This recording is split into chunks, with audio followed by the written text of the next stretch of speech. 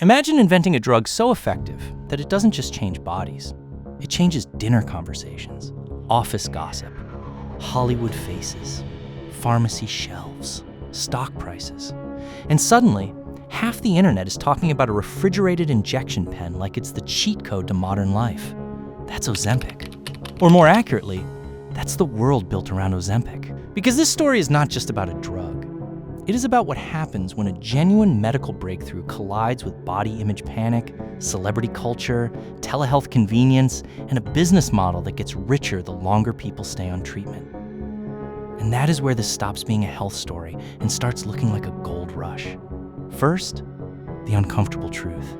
The drug works. That matters, because if we skip that part, this whole story turns into the kind of lazy anti-pharma rant people make right before trying to sell you detox tea from an Instagram page with a lotus logo.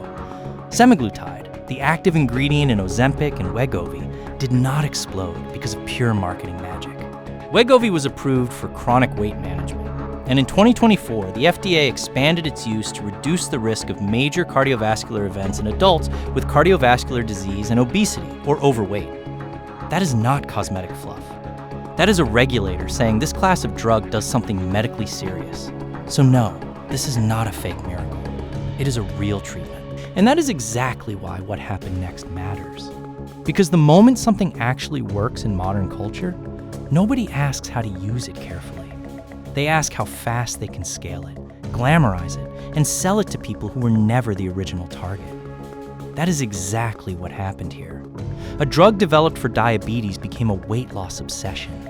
A treatment became a status symbol. A prescription became content. Then the machine woke up.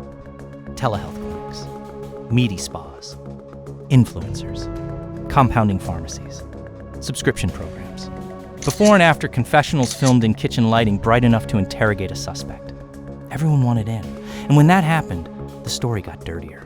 Because gold rushes do not attract only pioneers. They attract copycats, opportunists, and people selling shovels at triple the price.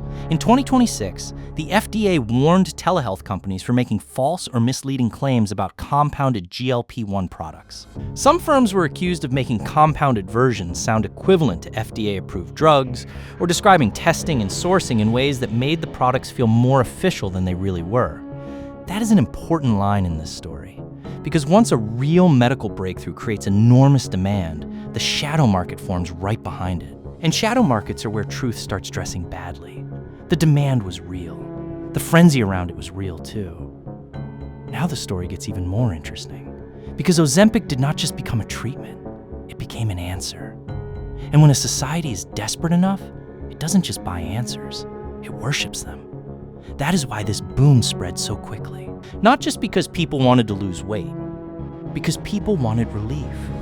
Relief from appetite, relief from shame, relief from trying and failing. And here's the twisted genius of it. Ozempic arrived in a world where millions of people already felt broken in exactly the right way. So of course it exploded. But then comes the part nobody loves talking about. What happens when people stop?